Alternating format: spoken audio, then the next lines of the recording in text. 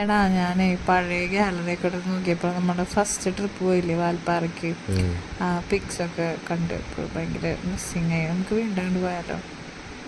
ആ ഇതെന്താ പോലോ, നമ്മ അത് ആദ്യമേ പ്ലാൻ ചെയ്തല്ലേ കല്യാണം കഴിഞ്ഞിട്ട് എന്തായാലും അങ്ങോട്ട് പോകണമെന്ന്.